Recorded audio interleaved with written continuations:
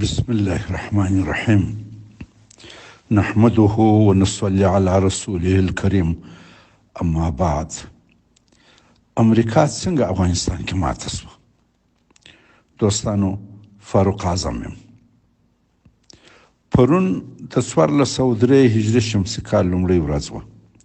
نوی کال دې ټولو ته مبارک وي. دعا کوم دا کال د وطن او وطندارانو د خوښۍ او کامیابۍ کال وي. څو ورځې مخکې څو ځوانان زما لیدو ته راغلي وه.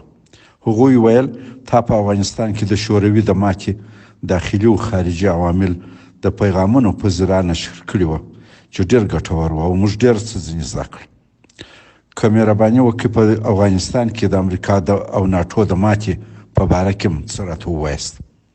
ما د دوی خواهش قبول کړی او څه معلومات مې ورکړي چې خلص یې دلته د دوستانو سره شریکوم.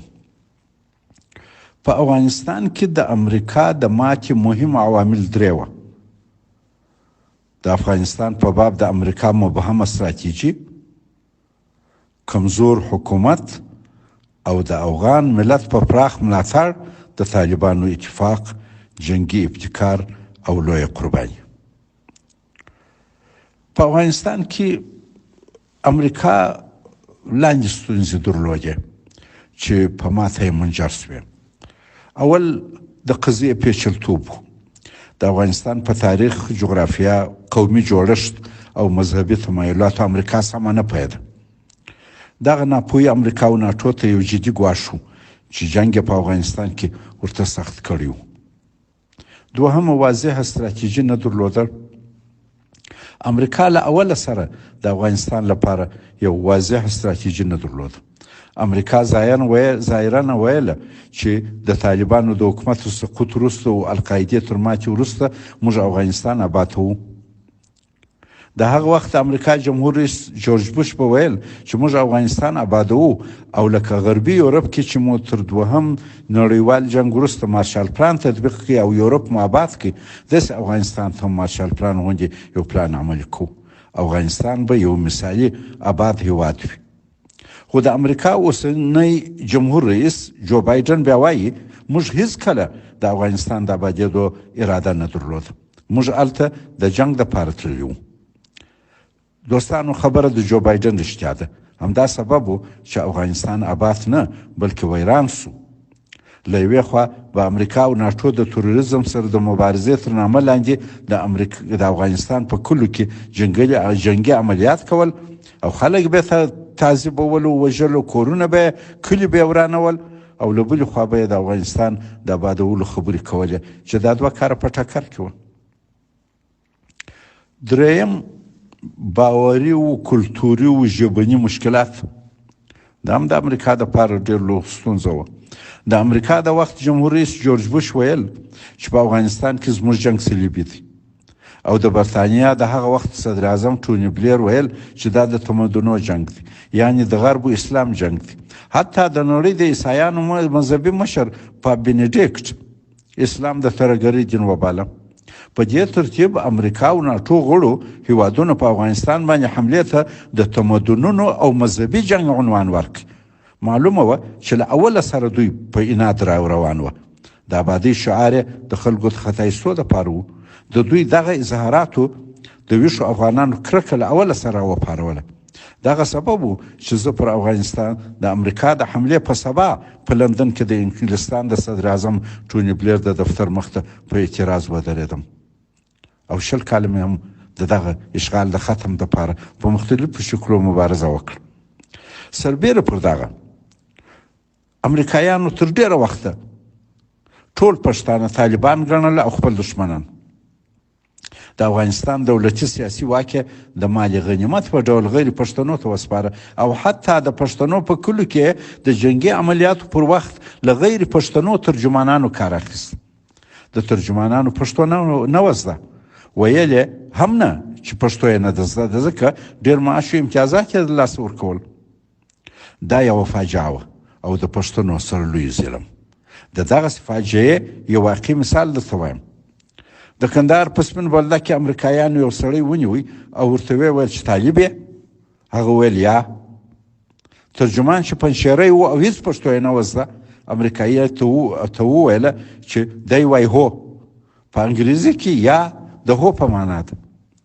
سړی بندي سو چې دا دی خپله وایي چې زه طالب یم. ډېر ووهل سو. وروسته کندهار میدان ته بوتلو سو. هلته ډېر تعذیب سو او بیا یې بګرام ته بوتي. هلته هم ډېر شکنجه ورکول سوه څو د نورو طالبانو معلومات ځینې واخلي. 1.5 کال وروسته په هرات کې دغه پنجشیری ترجمان د یو پښتون سره مخ سو چې د ناروې د نظامي قواو سره یې کار کاوه. د خبرو په ترڅ کې پنجشیري ترجمان دا کیسه ورته وکړه. پښتانه ملګري ورته ویلي وه چې دا خو تا دا بیچاره غیر حق په بلا ورکړی دی. دغه پښتانه خپل قومندان ته نارویجي قومندان ته کیسه وکړه. هغه بیا د بګرام امریکایي قومندان ته وویل بندي پس له 1.5 کال غیر حق زجره خوشي سو. دا کیسه ماته هم خپله همغه د ناروې سړي کړې ده. دا ډول واقعي کیسې ډېرې سوي دي. دغه حالت ډېر پښتانه غیر حق وځورول او د امریکا او د حکومت خلاف یې کړل. د مخالفت یې راپورته سوه. عناد یې ورسره پیدا سو. همداراز په شمال کې چې حکومت مطلق د شمالي ائتلاف غیر پښتنو په لاس کې و، پښتانه ډېر ضعیف سو، مړه سوه او له خپلو کورونو او جایدادونو فرار کړه سوه. د ډېرو جایدادونو قبضه سوه. په 2009 میلادي کې چې شمال ته زما تر سفر وروسته ما جمهور رئیس کرزي ته وویل چې په شمال کې د پښتنو لوی دښمن حکومت دی. د ناټو سوټۍ په لاس ورغلی دی او پښتانه پوهوي. هغه دا خبره رد نه کړه او راته ویل ناټو بیا له دوی څخه د سوټي کار اخلي. ما ورته ویل هو دواړه پښتانه وي. د امریکا حکومت دغه ظلمونو د شمال پښتانه مجبور کړه د طالبانو سره ودرېږي. د جنسي بد اخلاقي رواجول یو بله کړګړنه موضوع وه چې غرب د مدني ټولنو تر عنوان لاندې په ښارونو کې مخ ته بیول. یوه ورځ داخله وزیر میډیا ته وویل چې په یوه شپه یې 88 خارجي فاحشې چې پاسپورټونه یې نه درلوده د کابل په ښار کې ونیولې. ډېر نورې لا پاتې وې. دا چې دا فاحشې چا راوستلې وې، چا ساتلې وې او بیا څه سوې، دا راز تر پایه افشا نه سو. د فحشا دغسې خبرونو د حکومت حیثیت زموږ په مسلمان ولس کې ډېر کم کړي، ډېر خراب کړي. څلورم د قراردادیانو ته جنگ په ټیکه ورکول. امریکا د افغانستان جنگ تر ډېره حده قراردادیانو ته په ټیکه ورکړی و، لکه بلیک واټر، ډینکورپ، ټریپل کینوپي، ایکوم، پایي، فلور کارپوریشن او داسې نور. تقریبا 100,000 قراردادیان د امریکا او ناټو پر عسکرو سربیره په افغانستان کې فعال وه. دا قراردادیان ډېر وحشیان وه. چاته یې مسؤلیت نه درلود. ډېر ظلمونه یې وکړ. یو مثال یې عرض کوم. دغو قراردادیانو د هغو کسانو عکسونه د ځان سره درلوده پر کومو چې میلیونونه ډالر جایزه پرته وه، لکه اسامه بن لادن، ایمن ظواهري، ملا محمد عمر مجاهد، مولوي جلال الدین حقانی، انجینیر ګلبدین حکمتیار او داسې نور. امریکایي قراردادیانو د دغو کسانو عکسونه خپلو اجرو ته مزدورانو ته ورکړي وه چې په بازار کې به هر څوک د دغو عکسو ته ورته ولید هغه به یې نیوي او خپلې شخصي بندیخانې ته به یې وړي. هلته به یې وهي او شکنجه کاوه چې د جایزې د کسب پته ورته ولګېږي. ډېر پښتانه د دغو قراردادیانو تر ولو لاندې مړه سوه. چا یې پوښتنه ونه کړه. پنځم، ډېره پیسه. د امریکا او نورو خارجیانو ډېره پیسه افغانستان ته راتلل او دلته یو څو کسو ته ورکول کوم چې د دوی خدمت کاوه اداري او اخلاقي فساد ډېر کړي. اقتصادي توازن یې خراب کړي. په بازار کې قیمتونه لوړ کړه. فقر او د ولس نارضایتي یې ډېره کړه. د پیسو په استعمال کې عدم شفافیت، خیشخورګي او مهم قراردادونه د خپلې کورنۍ غړو او دوستانو ته ورکول د حکومت رعب و واکو مشروعیت تر جدي سوال راوستی. امریکایانو د ډېرو پیسو قرارداد هغه چاته ورکاوه چې کورنۍ امریکا کې وه، څو دغه پیسه بیرته امریکا ته ولاړه سي. امریکا بیا په دې پسې نه ګرځېده چې کار سم وسو که نه. هر څومره چې ډېر فساد کېدی او په پروژه کې لږ پیسې مصرفه کېدې، په حقیقت کې غومره ډېره پیسه هماغه کس ته پاتېده او هغه بیا امریکا ته انتقالوله. دا د امریکایانو په ګټو. په فساد کې خپله د خارجیانو لوی لاس و. قراردادونه له واشنګټن څخه تر کابله او بیا تر کلو پورې لاس په لاس کېده چې په پای کې ولس ته ډېر کم شی رسېدی. شپږم، په افغانستان کې د یو پارټنر او سم انډیوال حکومت نه درلودل. کابل کې حکومت کمزور، فاسد او د ولس په نظر د پردو ګوډاګیو نامشروع و.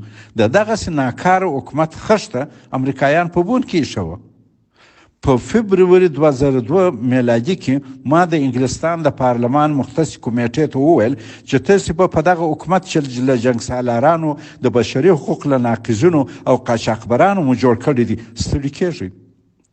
ما ورته وویل تاسې جنګ سالارانو ته په افغانستان کې سیاسي واک ورکړئ، دوی به د توپک او حکومتي واک په زور خلک لوټي او پیسه به پیدا کړي. او چې کله دا درې شی توپک، چوکۍ او پیسه د یوه چا لاس ته ورسي، نور د قانون پابند بیا نه دی. همدوی به یو ورځ بیا د نظام په ځان بلا کیږي. دوستانو، قسم امریکایانو د لوی جرګو انتخاباتو، وسیع تبلیغاتو او بې درېغه مالي او سیاسي ملاتړ له لارې کوښښ وکړي چې حکومت ته مشروعیت ورکړي، خو ونه سوه. د جنگ تلفات، کمزوره حکومت او په حکومت کې د پراخ فساد بار ورځ په ورځ د امریکا اوږې وردرنولې. څرنګه چې حکومت نسو کولی د امریکا سره د بار په پورته کولو کې مرسته وکړي، جنگ د امریکا په تاوان اوږدېدی. د جنگ تلفات، ډیر مصرف او د جنگ داسې اوږدوالی چې بری نه تر سترګو کېدی، امریکا له افغانستانه مایوسه کړه چې بالاخره یې د وتلو فیصله وکړه. د جنگ اوږدوالی په افغانستان کې د امریکا جنگ 20 کاله ونیول چې د امریکا په تاریخ کې ډیر اوږد جنگ و. خلک ورسره ستړي سوه او په امریکا او یورپ کې دغه جنگ خپل ملاتړ ورځ په ورځ لاسه ورکړي. له بلې خوا امریکا او ناټو په کابل کې له حکومته مایوس وه او ویل یې چې که هر څه مرسته ورسره وکړو نه سمیږي او زموږ بار نه سپکېږي. سربیره پر دغو عواملو د امریکا اولیتونو هم تغییر وکړي چې نه یو سوای کولی جنګ ته نور ادامه ورکړي. که امریکا افغانستان کې وای د یوکراین جنګ ته زړه نه سوای ښه کولی، روسانو به دته په افغانستان کې ډیر تلفات رسولي وای. امریکا په ګټه وبلله چې له افغانستانه پښې وباسي، څو نورو کارونو ته لکه د یوکراین جنګ، چین او نورو ته خلاصه وي. اوس به راسو د امریکا په ناکامي کې د مجاهدینو رول. د مجاهدینو سخت مقاومت، د مجاهدینو قوي اراده، اتفاق، نظم او ابتکار او د ولس بې درېغه ملاتړ په افغانستان کې د امریکا د ماتې مهم سبب و. د ګوریلایي جنګونو په تاریخ کې طالبان تر ټولو ډیر منظم، منسجم، مخلص او فداکار تحریک و چې په کمو امکاناتو او لږ مصرف ډیر کار کولی سو. د امریکا او ناټو عظیم جنګي ماشین په ژړو بشکو ګواښاوه او د یو لوی ابر قدرت امریکا د غرور ښکر په خپلو استشهادي عملیاتو ماتاوه.